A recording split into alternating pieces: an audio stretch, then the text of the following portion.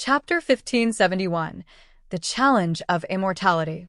Now that you have your immortal spirit fully formed for protection, you should look for the chance to take an outing. Going to see one of the many dungeons, hidden realms, or trial areas would be good for you. Just look for a larger group to go with, and they can explain the basics to you. Oh, I suppose you'll want to wait for your wife to be ready to come with you. I forgot that you were married, so few of the young immortals are. But then few of the older ones are either. Faithfulness is challenging to come across when you understand what forever means. Carl chuckled. Well, I don't have to worry about that. With the soul bond, I don't have to worry too much about things breaking down. You don't have breakups when your thoughts and emotions are shared. The elder smiled. Well, I wouldn't guarantee that. I've met some truly horrible people. But you certainly don't have the cheating and games that lead to most of the issues. And with a soul bond, you don't have the risk of throwing the other under the bus in an emergency because it also hurts you. That alone is likely the largest reason that immortals are bad at dating. Well, that and the fact that for most sex, the average lifespan of an immortal rank combat specialist is under 40 years after reaching immortality. Carl shook his head. You know that still shocks me. How can immortals be so bad at immortality? The elder laughed. Everyone wants to get ahead. Being the weakest immortal is no different than being a common-ranked mortal. You get no respect. So, they put their lives on the line to get as far ahead and gain as many opportunities as they can. And there are plenty of opportunities. Unlike the mortal realms, where mostly the gods put something in place thousands of years ago and left them to their own devices, it's not uncommon for deities to directly intervene in the immortal worlds. They will add new trials, drop relics for us to fight over, and alter existing resources with once-in-a-thousand-years level rare opportunities. It is suspected that most of that is a grand plan by the Laughing God. He's a chaos god of pranks, among other things. But without proof, many believe that it's the result of lesser gods fighting for power. You see, for divinities, worship is the best way for them to gain power. Why is the world dragon such a powerful god? Because he made systems on thousands of worlds, and the residents worship him. With that much devotion behind him, it's only natural that he would ascend to the ranks of the greater gods. So, as he also made the system for this world, he holds great influence here. As his avatar, you will most likely find that every outing you take will attract a large deal of good luck. It's part of the world dragon's most common bonuses, but it means that everyone traveling with you is also likely to end up in strange situations. Sure, it might be a great opportunity, but great and safe are not the same thing.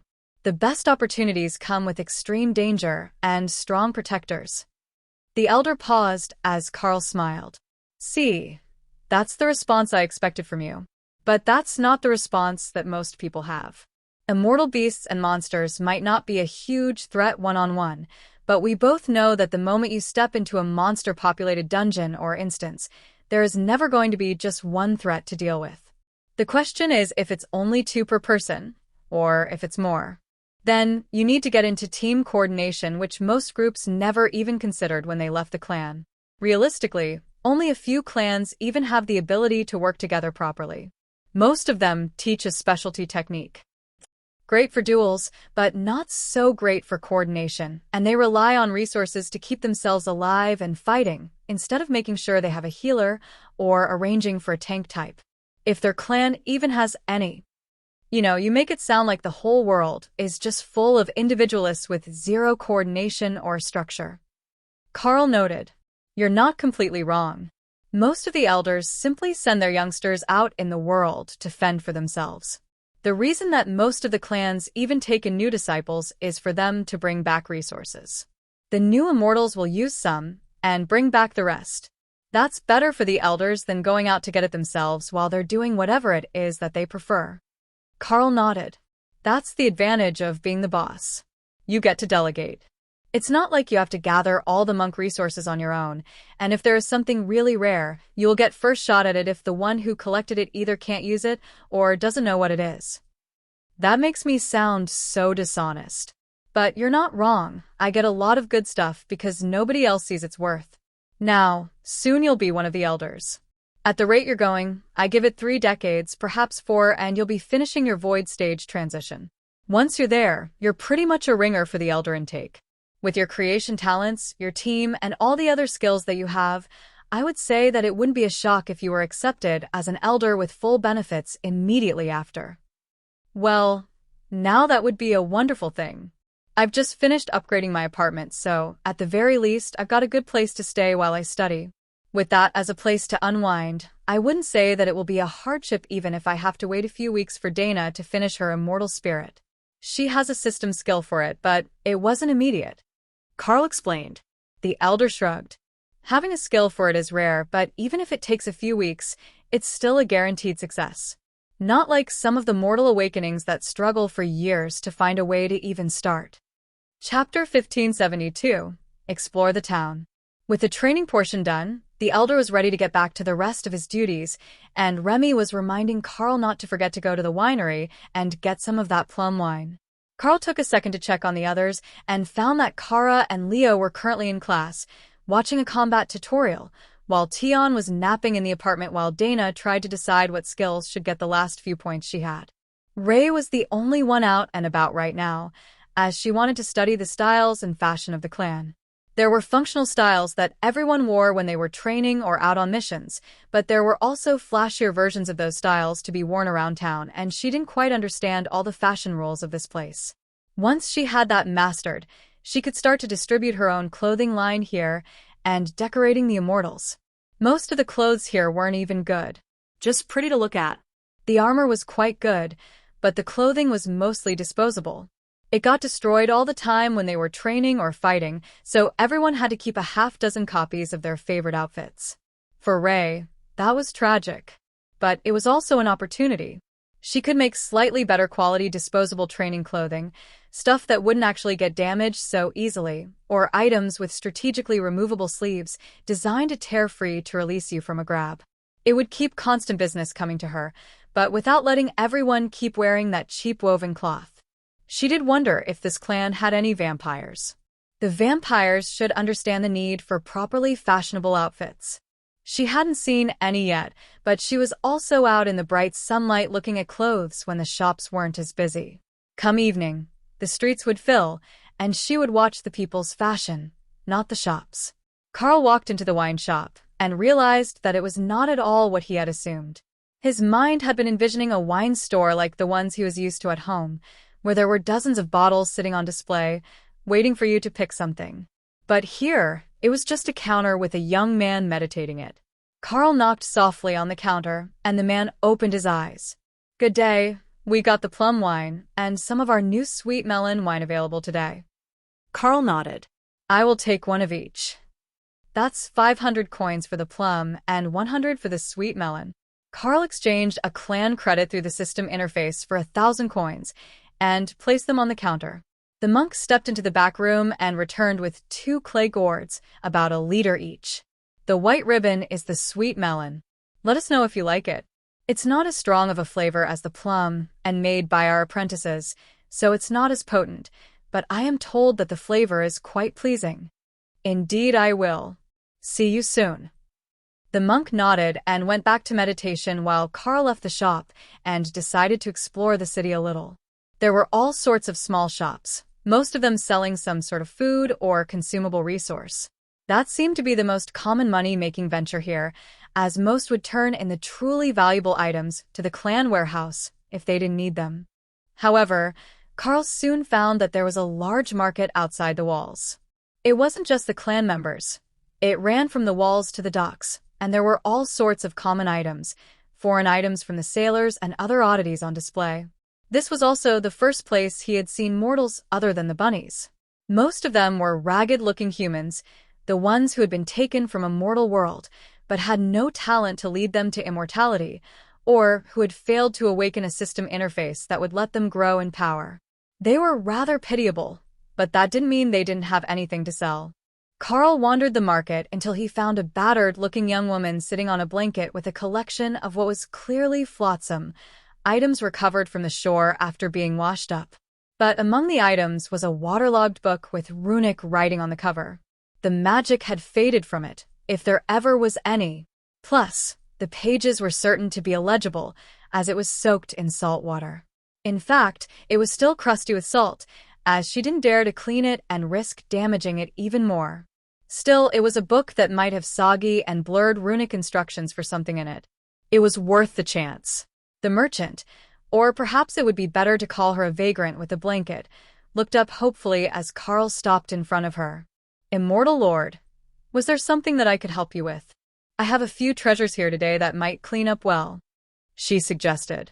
I will give you 100 coins for the book. A few of the shoppers stopped to look at the crazy man.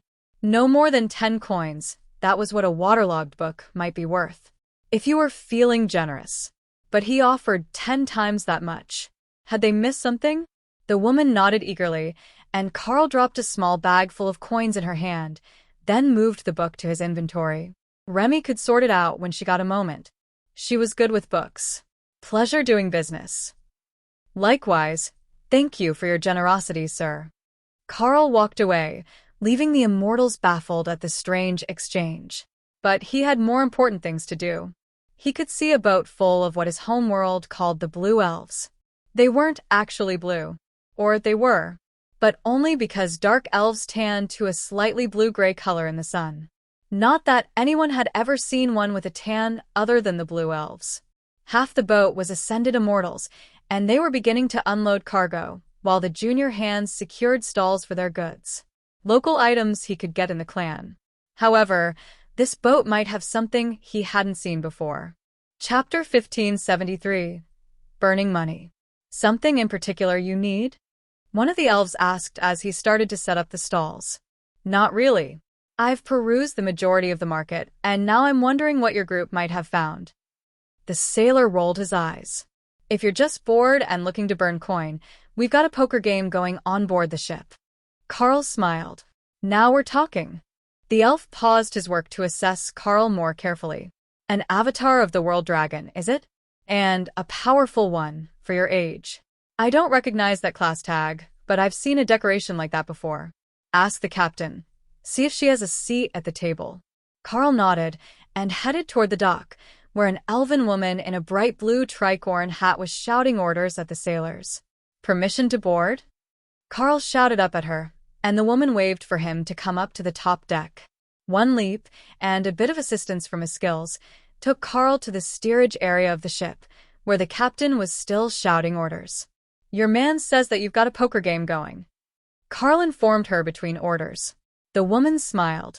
You think that you're good enough at the game to play against us? Carl just laughed. Talent has nothing to do with it. The captain whistled, and her first officer, a similarly dressed 11 sailor, waved Carl over.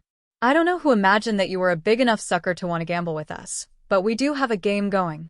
The buy-in is 2,000 coins. Can you afford to lose that? I can. He followed her beneath the decks, where a dozen older sailors and a handful of desperate-looking humans were playing cards around a round table covered in clay chips. There were 6 seats, and only 5 were currently full, as promised. Pass me the coin, and I will trade you the chips. It's the rule. We only use chips, as every nation has different currency.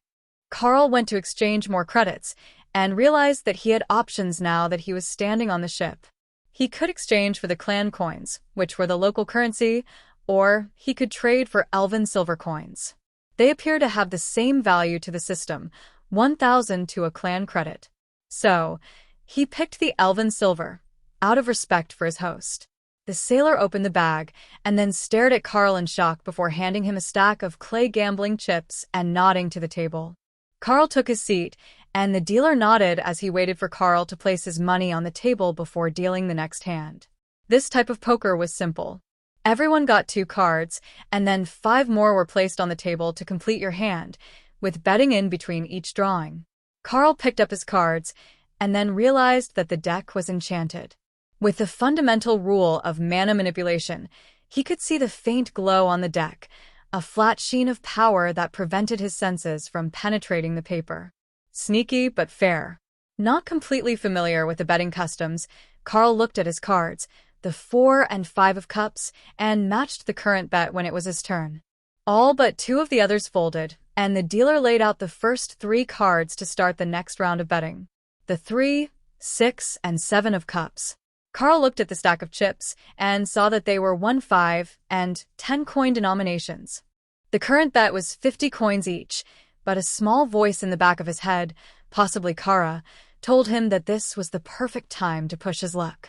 He placed down chips worth 500 coins, and the other two glared at him. They were not going to be bullied out of the betting by a large raise. If the newcomer wanted to play dirty, they would take him for everything. One man immediately folded, but the other smiled at Carl and upped the bet to 1,000 coins. Carl matched it, and the dealer set down another card, the 7 of dragons. A smirk crossed the man's face, and Carl realized that he had at least 3 of a kind. 3 sevens in particular. But it was his turn to bet, so he tapped the table, indicating that he would hold the current bet. "Why don't we make this a properly high-stakes game?" the other gambler muttered. He slid another 1,000 coins of chips over, enough to completely empty Carl's buy-in amount. The rest of the table looked smug as Carl matched the bet, and the King of Dragons was drawn. He checked again, and the other gambler laughed. "Don't back out on me now. Dealer, I would like to raise the ante with items." So, that was possible too. Carl tried not to smile as he realized that he was going to enjoy this game. "Name your trade, and we will offer credit." The first mate announced, "I will wager my dimensional compass." The elf smiled. That was a good win for them. If he lost the hand, they could buy it from Carl. Presumably, the strange young man with the black eyes that reflected the chaos plane wouldn't be interested in a simple item for moving between dimensions. He could likely do that on his own. "Do you fold, or will you match the wager?" the dealer asked. Carl took out a villa stone and tossed it to the first mate. A fully equipped separate space, with food creation and mana gathering arrays? "Yes, I can accept that as equal wager." "Show your cards." The gambler turned over his cards. 4 sevens. Straight flush. The man surged to his feet, blade in hand. But Carl just smiled at him and set off a small, chaos vortex in front of his face. Not close enough to hit him, but enough to warn him that he was flirting with death. The gambler stomped out of the room, leaving the colorful chips that were still in his pile on the table. The first mate gestured at the chips, and the dealer handed them to one of the sailors, who counted them and grabbed silver from the chest in the corner before running out after the man. The elves never cheated anyone of their money. Chapter 1574. Waverider Treasures. The other gamblers in the room watched in amusement as the first mate gently stroked the villa stone, while ignoring the dimensional compass, which he had been eager to purchase only a few seconds earlier. "If you would like to purchase it, I am looking for curiosities, rare resources and trinkets that I might not have seen before," Carl suggested. They were a trading vessel, and he was from the New Home Merchant clan. He was even wearing their badge, so it shouldn't be a surprise to anyone that he wanted to trade. "I think that we can come up with something. Cash in your chips, and I will take you to the hold." No unattended chips, and they can't leave the gambling room. They were enchanted to set off an alarm if they were removed, or placed next to chips without the enchantment on them. The code of the seas was clear. You could and should kill a man for cheating you. Carl collected his winnings, nearly 5,000 coins worth in total, and traded them to the man by the chest of coins. What he got back was a mix of elven and foreign coins, along with local. But the system said they were all worth roughly the same, despite being different sizes and shapes. "You don't count your payment?" the first mate asked. "The system tells me how many coins are in the bag when I put it in my inventory," Carl clarified. "Good function for a merchant. All right, first things first. Did you want the dimensional compass? Or will you trade it for equivalent value? If there is something here worth buying, I will trade it. If not, I will take it with me and trade it later." The elf smiled. That was a good answer, and didn't commit Carl to anything. But they had all the good stuff on this ship. They just didn't show it to the public. In Carl's mind, Opal was laughing hysterically as he unintentionally cleared a man of the vast majority of his life savings, then managed to unwittingly access the hidden treasure hold of a Waverider trading ship. They were notorious pirates, organized crime on a global scale. But Carl just saw it as a gambling den, which the luck of the world dragon would allow him to excel inside. The hold of the ship was more like a trophy case in Carl's mind. All sorts of rare items were on display, set out for purchasers or whoever came to admire them. The only downside was that most of them were weapons and accessories, and that was not what Carl needed. I imagine this isn't quite as impressive to you as to most who enter the room, given that you made the item you're looking to trade for treasures from the captain's personal stash. There should still be something, though. Carl stopped as something caught his eye. It was the wing of a supreme-ranked butterfly, pure crystal and radiating faint power. Oh, now that is lovely. The elf gave him a confused look. What could he need it for? He was not an illusionist, or a fae, who could integrate the supreme-ranked butterfly into their bloodline to advance and evolve. Will we be able to make a trade? It wasn't a whole corpse, just a wing of a supreme-ranked being. Matilda had used a supreme-ranked octopus as a snack, so it shouldn't be too horrifically expensive. The elf sighed as he checked something. The forest trickster butterfly is extremely rare, and the wings are an excellent resource for fae evolutions. So, the Villa stone and the compass? The elf shook his head. I don't think that will be enough to sell the deal to her. Carl looked at the pile of stuff in his inventory. The captain was a mage of some sort. Her name was that shade of blue in the interface. So, she wouldn't need a strength item. Or perhaps she would. It would be funny. What about if I add this lovely strength ring on top? The first mate examined the ring, then laughed. Oh, that ring is nasty. That is a lot of added strength. But you do know she is a mage, right? If you would like, I can teach her to use fist as well. It's quite effective in close quarters. The first mate blushed bright blue and choked on his words. Right, that could be taken a couple of different ways, especially by a sailor. The first mate paused as he sent a system message. Then boots thumped softly down the steps, so gentle that Carl nearly missed them, even with his super-sensitive hearing. Only the fact that he had soul sight made him certain that it was the captain and not an assassin or other stealth-type class. So, you want my butterfly wing, do you? She asked as she entered the room. Indeed. I have offerings of treasures. A dimensional compass, a Villa stone that can be used to turn your quarters into a highly defensible separate space, and a max stat strength ring, with both base strength and a percentage bonus. Even for a mage, that much extra strength is useful. Plus, it's stylish. Act now, and I will upgrade the Villa stone to include a bunny girl made to see to all your needs. Or perhaps you prefer a Nooble elven boy toy. The captain smiled. And who says that the clergy don't know the way to a woman's heart? Is there a way to make the appearance optional? Carl nodded slowly. Give me 5 minutes and I can do that. Just hand me the stone and I will make adjustments. Actually, he would take it back and make her a fresh one that looked the same. Altering a finished item wasn't that easy. Do you have a preferred design? If I'm altering the space, I can make it look like anything. If that's the case, make it look like a spider goddess temple. That would be best. Carl winked at her. I know exactly the thing for you. Or Ray did. Chapter 1575. Ray's perfect temple. Ray really did know just what a spider goddess temple should have, and it was a bit horrific. But that was how every spider goddess temple was supposed to be. While the blue elves were sailors, they had come from the underground lands of the dark elves at the start, and some still followed the spider goddess instead of one of the water-based shamanistic elven gods. Carl quickly made a fresh stone, and made it with the option to have the gargoyle constructs that served as maids appear as anything you wanted, within Carl's understanding, anyhow. He handed the captain the stone, and she immediately activated it, leaving them all standing in a black stone altar room, with a dark elven fungi tree forest outside, designed after the dark elven dungeons that Carl had visited. The gargoyles the captain chose were designed to look like high priestesses, and the first mate took one look at them, then turned and walked right out the door, back onto the ship. I think that he doesn't trust your good intentions. Carl joked. The captain laughed, and the priestesses changed to acolytes in simple black robes. Men are supposed to be terrified of the high priestesses of the spider goddess. It's a bit surprising that you are not. Carl shrugged. I have a skill to summon them, and I have a blood destruction demonic spider among my companions.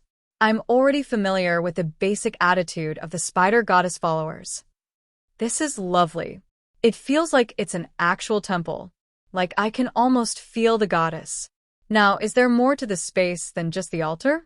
I did want to use it as my bedroom. Carl nodded. There is a whole temple with quarters large enough for hundreds, including a main bedroom, which would normally be for the high priestess, but it has all the luxuries. There is also a garden outside, so you can enjoy some time in the dark on particularly bright and sunny days.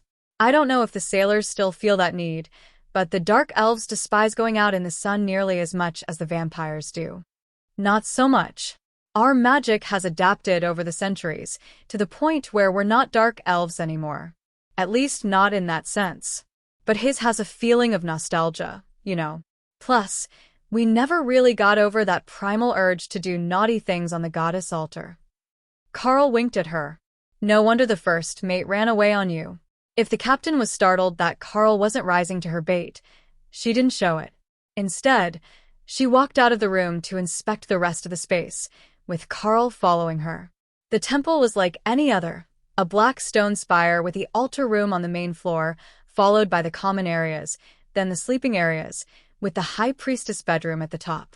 Outside, there were a few acres of trees, the bioluminescent fungi that grew deep underground, and gave the dark elven cities their only light. Wonderful. Not only is it comfortable, it is portable. I can keep this active and let the crew hide in it should we lose a battle and board it. Noble self-sacrifice? That's startling. The captain laughed. A class skill that lets me dive to the bottom of the ocean and breathe water for months on end. If the ship is lost, I will be presumed lost with it. But with this completely separate space, I can save some of my crew. Oh, I should check the clan to see if I can find a skill like that. I don't have much for water travel. I can fly, so I didn't really consider it. Such is the nature of dragons. That's why hiding underwater is such an effective technique. Unless it's a water dragon or a flood dragon, they'll never go looking for you in the depths. That was actually brilliant. Well, I think that this will be perfect for you. But I should get back to my day. I have a friend who could really use the inspiration from that wing. Carl explained. Ah, so it wasn't for you. That must be a very good friend. Carl nodded. A bonded divine beast. Part of my class abilities. Now, that makes more sense.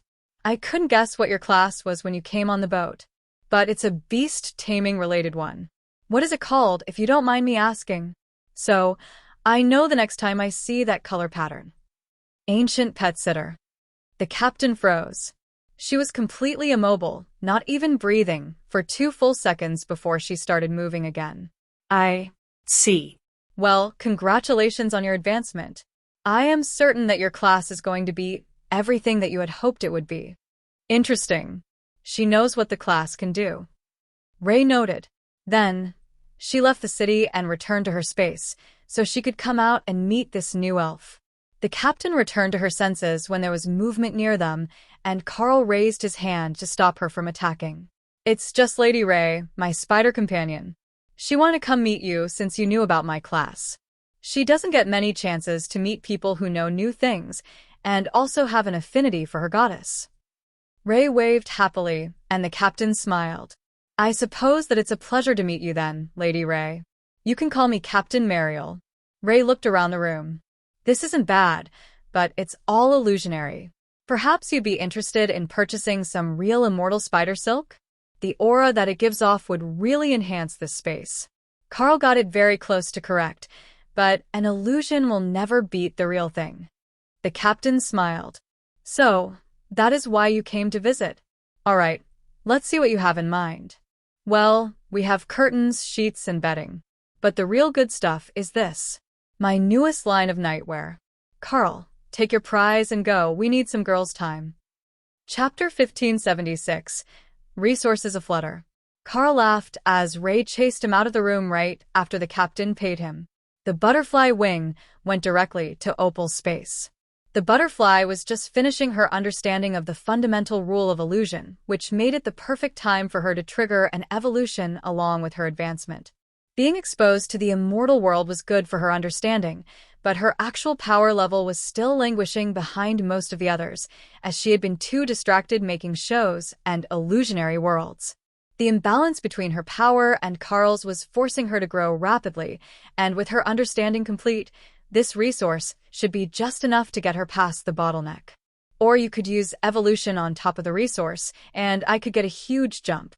Opal suggested. Carl checked the requirements for evolution and found that the butterfly wing really could be used to evolve Opal into a forest trickster butterfly. It was listed as a Fae species with an innate potential of low legendary status. That was 2 potential advancements without needing to change again for the price of 1 resource that he had already purchased. But with this being the first time that he used evolution on Opal, the resource should be an added benefit on top of the advancement, improving her power level immediately. Much better luck than Thor, whose evolution resources were much harder to find. Are you 100% sure that you want to gain this evolution? There is a chance that you might lose some of your old racial abilities, like the ability to go invisible without using a skill. Carl warned. The Fae butterfly can do that too. Remy added helpfully. You know the species? It's in some of the books that I have read.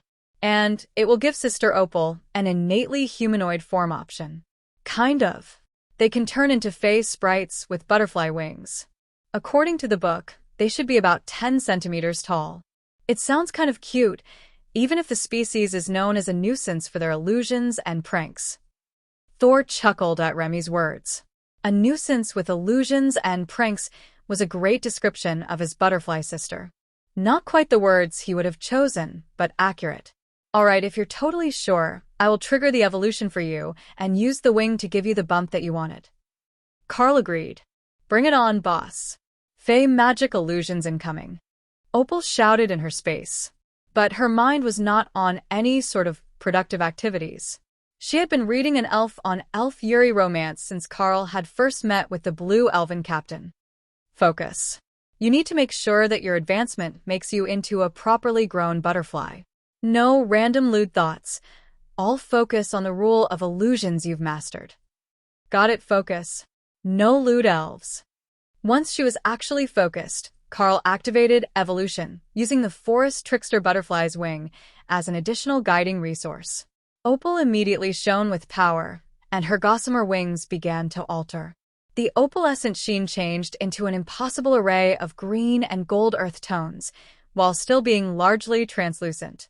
But now, she had 4 wings in total, and her wingspan expanded to nearly 1.5 meters.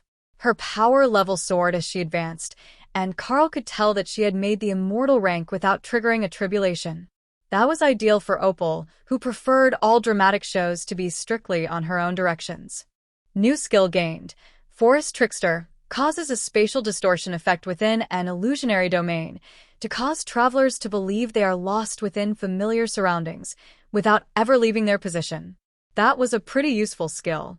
But Opal saw far more than simple misdirection as the use for that one. She could make whole shows, with the audience believing that they were moving through the city following the characters. A fully immersive spectacle with completely changing scenery. Like an escape room, but where the space wasn't limited, as they were not actually moving anywhere. There was so much potential. However, that wasn't her only new skill. The Forest Trickster butterfly wasn't a kind and gentle form of Fae. They could also emit toxic fog to poison those trapped in their illusions and cast a variety of mental attacks based on the Mind Spike skill. Some uses were subtle, others were not. A mild headache mixed with toxic fog would keep most from realizing that they were trapped in a never-ending forest. Just what the Forest Trickster needed to trap its victims. Strangely, it wasn't Opal but Leo who saw the hidden potential first. If you mind spike the control nerves for the stomach, you can make them feel sick. He offered. Kara had much more evil intentions for that skill. But the turtle wasn't wrong. She didn't have time to ponder it though. Leo's first sparring session was coming up soon, and she wanted to see how her youngest brother would do against the other children. Carl walked down the plank and back onto solid ground as Opal tried her new transformation and came out in the form of a tiny 4-winged Fae, her wings flickering in and out of sight as they kept her hovering over Carl's head. Then, she landed on his shoulder and adjusted the dress, she had created based on Sister Ray's fashion designs. It was green silk, off one shoulder, and suitably well decorated for an immortal fae like herself. One of the elves cleared his throat as he noticed the creature on Carl's shoulder. "Sir, I believe you may want to refer to the regulations on bringing dangerous creatures into the city. You never know when the humans will get persnickety." Carl waved off his concern. "Opal is fine. She's a friend of mine. I will vouch for her good behavior." The elf shrugged. "Can't say I didn't warn you. Did you still want to buy anything? We've got most of the shipment out on display now. I will take it that your poker game didn't go well if you're out so fast." "Actually, I made money. But the captain had something she wanted to trade me, so I left the table early. That was unexpected. Normally, the sailors would have cleared out the humans before they left the table. Not many would win in a game against them unless it was through pure blind luck. That was what made it fun." Chapter 1577. Biome Upgrades.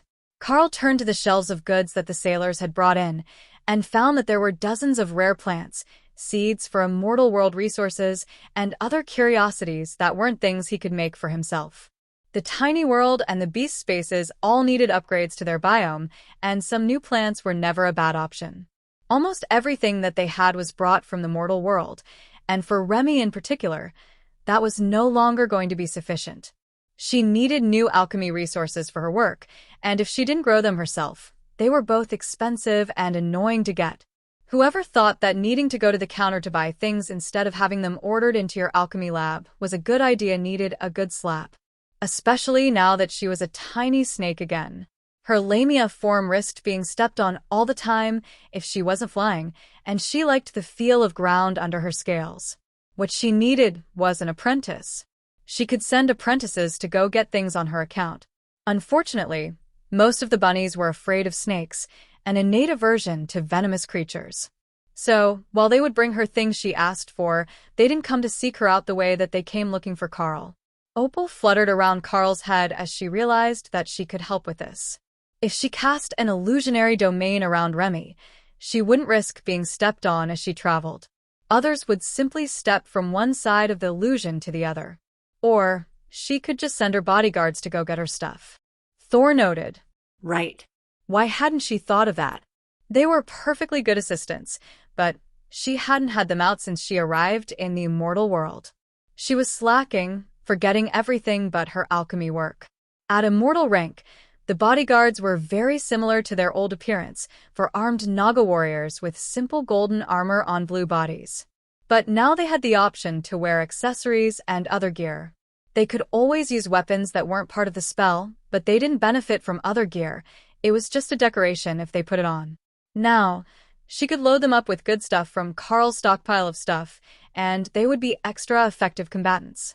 Remy didn't expect anyone to challenge them, though. Picking fights with random Naga warriors was a quick way to end up in pain. The staff at the counter did a double take as the Naga slid in the back door and took his place in line, holding a piece of parchment in one of his hands. "Sir, is there something we can help you with?" the clerk asked, wondering where this burly Naga had come from. "Miss Remy asked us to get her ingredients. I have a note. I need stuff. Put it on my account." Then a list of common alchemy plants, with Remy's signature at the bottom. The clerk laughed at the terrible handwriting on the note. Remy was perfectly capable of making precisely formed runes for her runic alchemy, but when she wrote a note, it was a barely legible scribble of cursive script. Was it a mandatory feature of being a doctor, perhaps? All of the healing specialized alchemists had terrible handwriting, but most of them didn't know how to write in runic, so they had never had to do more than write order sheets. Carl browsed goods with Opal on his shoulder, pointing out things that none of them had in their spaces. They were quickly filling the clerk's basket with seeds and small plants. That was the priority for their shopping, with other rare resources coming afterward. If they still had money and motivation.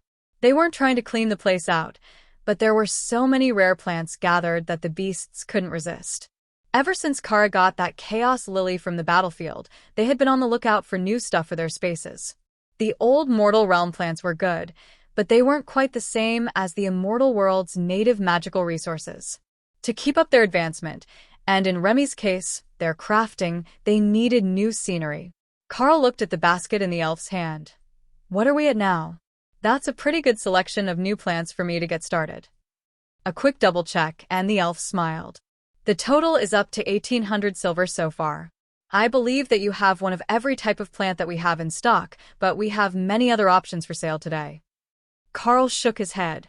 No, plants should be good for today. I'll have my hands full trying to get all these started and growing well. I don't need more trinkets to occupy my time.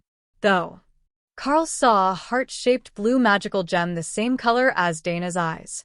What is that? I like the color. The elf shrugged. Water element crystal. They're quite popular among the ladies. That is why we cut them into the heart shape. There are other cuts available if you prefer. I will take a look. It's an interesting blue color, with the way that it seems to have a depth to it. Not like the standard elemental stones. The sailor nodded. That's because they are formed in the deep ocean from salt water and magic. They're not made with pure water magic. It gives them a bit more variance.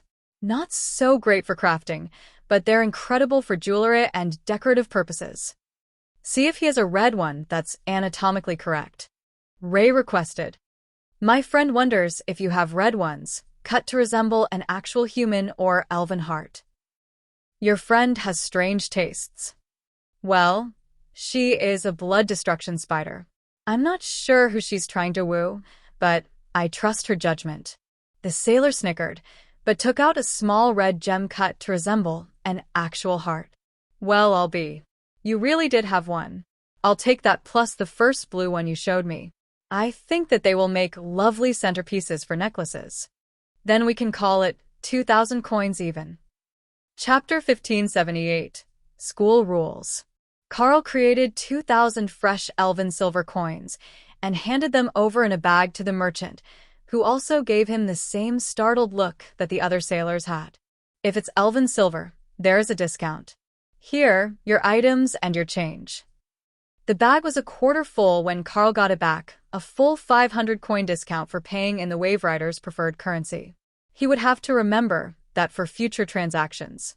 If he could get that sort of discount on big-ticket items, it would make them much more affordable for him to acquire for the team.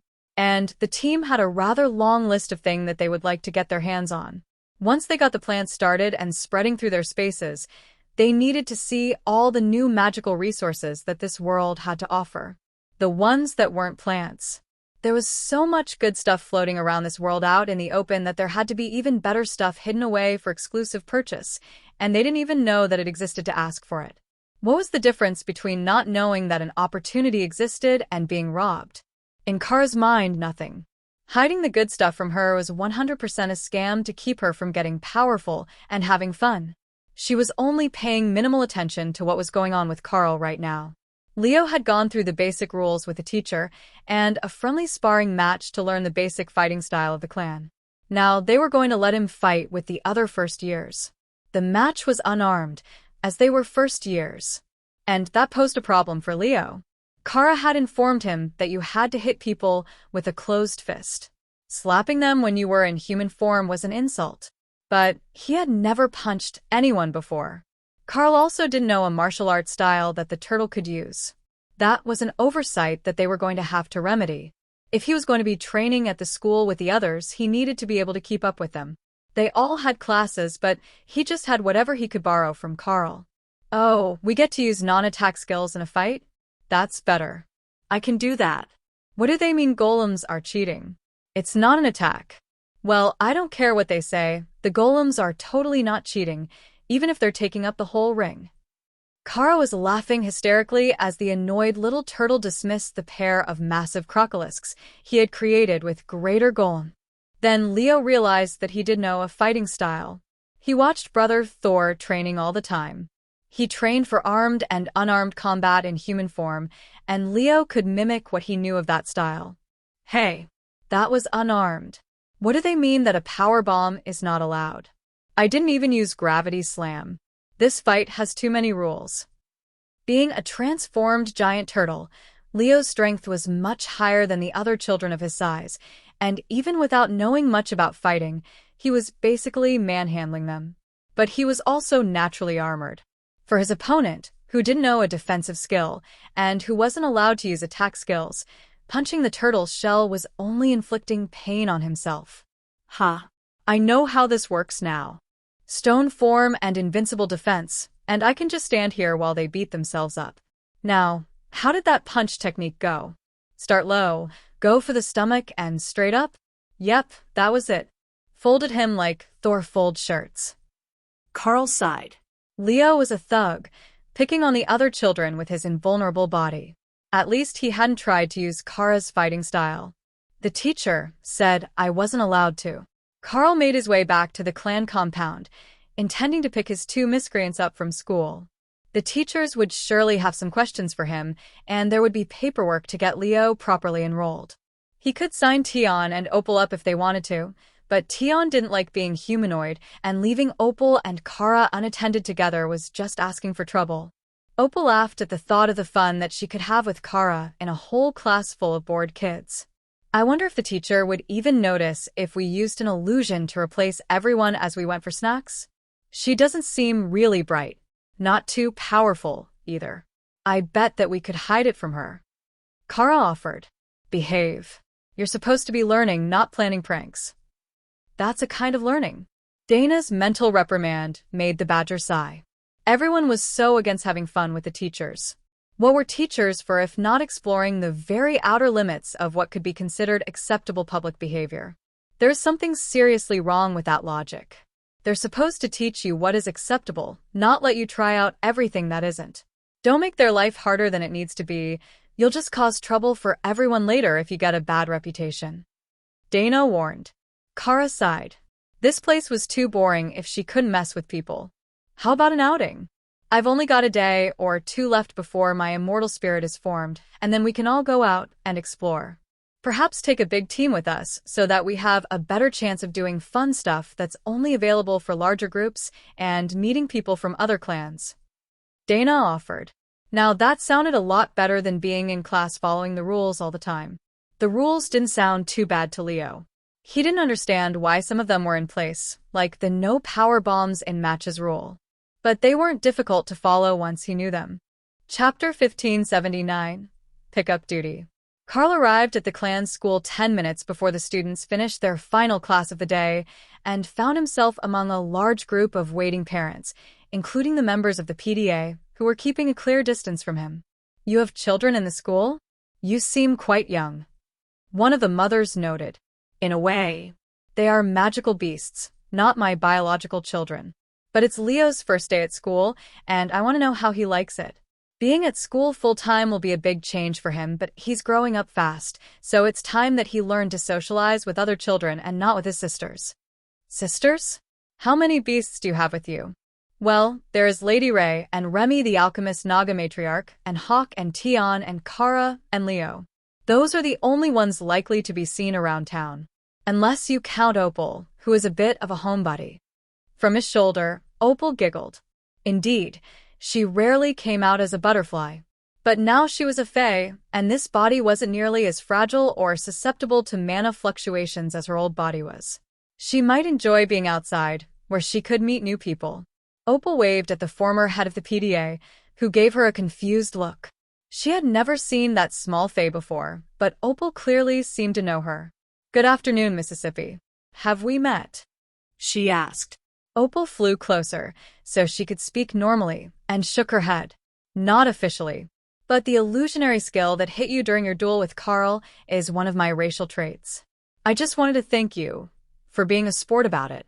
The illusion can be incredibly real when you are a bit disoriented. The woman paled, then took a few deep breaths. Please inform him that such a perverse use of that spell is beyond the limits of human decency. Opal smiled and nodded. If you would like, I have prepared a few immersive shows of other genres that you might appreciate. It would help recover from the trauma of the duel, I believe. I am extensively studied in human and dragonkin psychology, as well as theatrical productions. A few of the other mothers giggled, and Opal brought out a tiny notebook. What do you think of this one? The woman took the notebook and flipped it open to the first page, which introduced the story as Seduced by the Werewolf Alpha Triplets, an original story by Opal Carl's daughter. That is not something you should be showing off in public, the woman exclaimed in disgust. She threw the notebook away, but a green dragon cleric in the crowd caught it and began flipping through the pages. Oh, this is not bad. You really put in the work to study werewolf politics. Come by later, the Green Dragon dormitory will have popcorn, and we can have a ladies' night. One of the other ladies, a human rogue, took the notes and read the first few pages. Wait, it's a romance? I totally thought that was going to be the smuttiest thing I'd ever read. Oh, there it is. Yeah, the Fae and the Green Dragons are always on the same page. Opal fluttered in a happy circle, spreading sparkling silver dust with every flap of her wings. I have so many stories. Action, drama, romance, even tragedies and horror stories. I've only recently reached immortality, but soon I will begin to arrange regular showings so that everyone can enjoy some new stories that aren't on the roster at the other theater.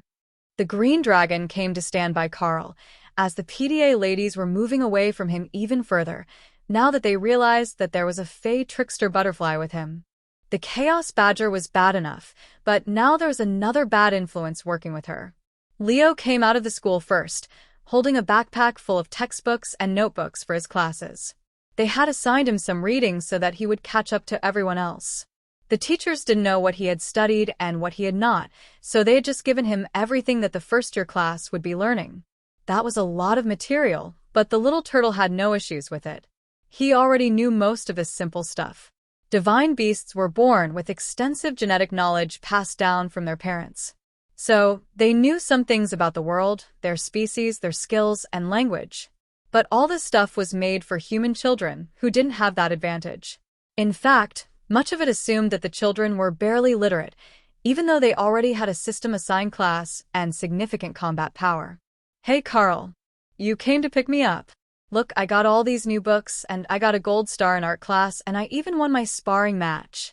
Carl smiled and patted Leo on the top of his head, while Opal laughed. One of the other mothers crouched to be on his level. Did you enjoy your first day? I think you should be in my daughter's class.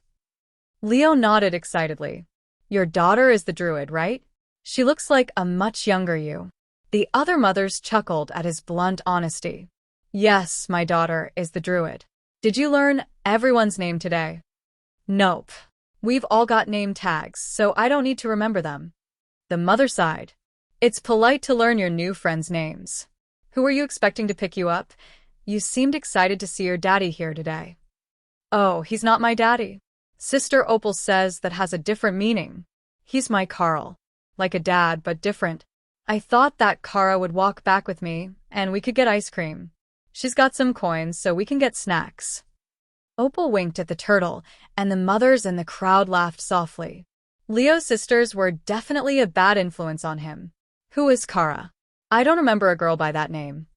Oh, she got put in the senior class, and she's older, and she's got combat power. There she is, with the white stripe in her hair. Kara came over with a few older girls from her new class. Hey, Leo. Making friends. Brother, Thor says it's important to make friends the first day. I couldn't let him down. Chapter 1580, Ice Cream. A few other children came over to say hello when they saw that Kara and Leo were chatting. Everyone knew who Kara was, and she was quite popular with the kids in her class. But Leo was new, and he had an aura of supreme happiness to him today, after his first day in school. The other kids in his first-year class were all recounting his version of sparring, including the now infamous power bomb. Nobody had ever told him that it was against the rules because humans were susceptible to that sort of slam. But for a Tortollan, as they assumed that he was, it wasn't a big deal. Unlike their animalistic kin, they could get off their backs easily enough. Did I hear ice cream? I got my 5th gold star of the month. That means my mom will let me go for ice cream. A little girl with sparkly pink nail polish announced. The woman who had been speaking to Leo smiled at her, and the girl turned to Leo. Leo, can I come with you for ice cream? Leo smiled. Of course, Cindy Lou. More people for ice cream is always better. Carl, I need coins. Carl laughed, as Leo had admitted only seconds earlier that he didn't know any of his classmates' names. He was using the system interface to tell who was who. It seemed inevitable that the two of them were about to become friends. Cindy was a druid, and Leo was a turtle. There weren't many beastkin in the younger class, and Cindy was already friends with all of them. Two cat-eared boys came over, holding up wedge-shaped quarter-silver coins. "Our mom said we can come too," they announced. Kara's friends looked dubious at the idea. They wanted to meet the cute turtle, not hang out with a bunch of 8-year-olds. "All right, 2 groups. I will bring the older students out, and Leo can lead his new friends out to celebrate. There are too many of us for one table," Kara announced. That worked for her friends. They wanted the ice cream. That was not a question. And then when the other kids were dragged away by their parents, they could meet Leo. If he was related to Kara, he had to be a fun person. "Ladies, shall we follow them?" Carl asked the mothers who had come to pick the younger kids up. Kara's group were all 15 and 16, ready to graduate from basic schooling. They didn't need supervision and could walk home alone. But Leo's friends were unlikely to be left unsupervised with a new arrival to the clan. Especially Carl.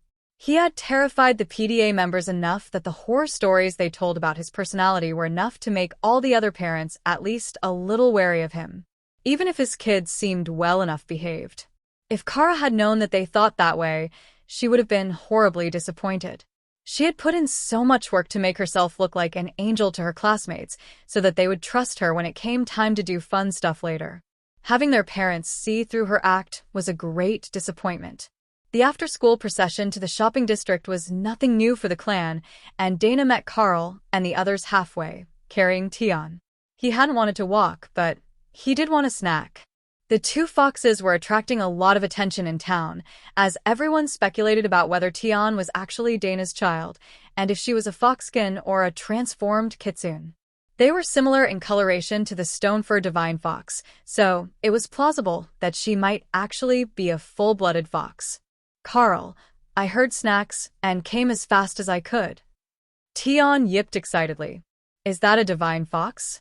OMG. You are so lucky." "Hello, Miss Dana, my name is Cindy." Dana smiled at the blonde girl, while Tion admired the sparkly pink of her fingernails. They were all painted shapes under a layer of clear coat, not just sparkly paint. That was an appropriate level of appreciation for cuteness. "All right, everyone split up. 1 class per line. Don't overwhelm a single register," Carl instructed. The cashiers at the store had a look like soldiers going into battle as they prepared to take the after-school influx of orders. Most of them were only a little older than Kara's friends, working their way through the early stages of their advancement. And this was the busiest part of their day. Carl stepped up to the front. "I will cover the kids in this group. Kara has the other line. Just let me know what it is worth at the end. I got a rather nice payment for my recent work for the clan." That was when the cashier realized who he was. The man who made the class advancement obelisk. Fully a quarter of the clan had already been there to try their luck, and a large portion of them had managed to get a new class. They had thought that it would be a restrictive item that only worked for those closely aligned to the World Dragon, but after much trial and error, the clan had learned that the obelisk also worked for members with Laughing God-governed systems, though the results were unpredictable. One of the men hadn't gotten to choose at all, and had been faced with a roulette wheel of randomly chosen class options that he couldn't decline. The man nearly had a nervous breakdown in the obelisk as the wheel spun, but ended up with a new purple grade class advancement. So all was well that ended well. Even if the system was clearly trolling him, Carl was basically a celebrity to the young immortals of the new home merchant clan. But mostly to the young ladies, because the young men found him to be entirely too enviable. He had powerful beast companions, an incredibly overpowered physique, a class that none of them could compare to, and a beautiful wife. All that was left was for them to find out he was a secret billionaire with legendary friends, and they might have to strangle him to death for taking up all of the world's luck for himself.